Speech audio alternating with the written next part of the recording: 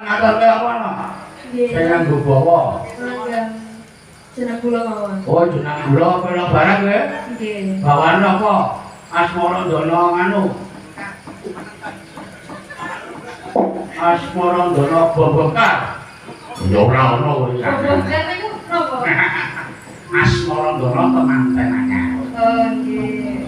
Gagarane apa nganggo jambang kula bancek ya kena, nganggo megatruk ya kena. Asmara Ndana. Asmara Ndana.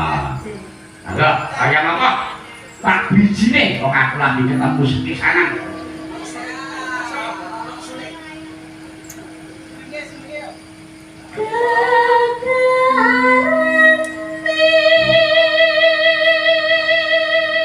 Ora melu nuntun nganggo suling rek. Ora akan meresapi suarane. Mbak Anis Lestari Handayani. Kok jenenge putus sih? Apa ane men padha. Asem.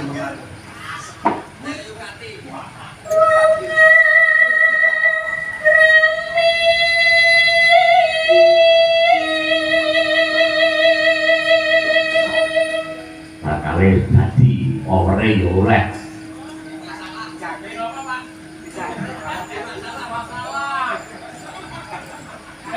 Ayo horek to ora ana.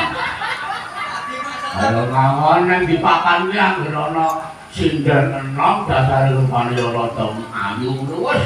Ento napo kuwi do curi perhatian terus. Gopang. Dengan nang rasane volumene rada liri ngono serak-serake.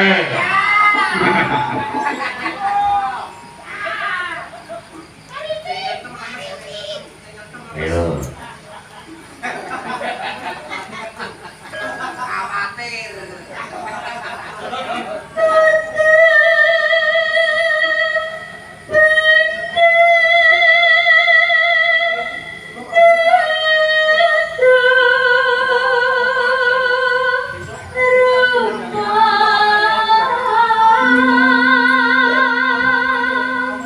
Ya sing kagungan dalem ya sing kuman apa masek dia.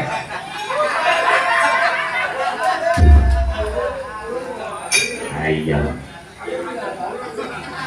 Mbok menawa ngono kuwi ngrasake kalduk kok lek digawe tunokan iki. Lho ora wis diniati.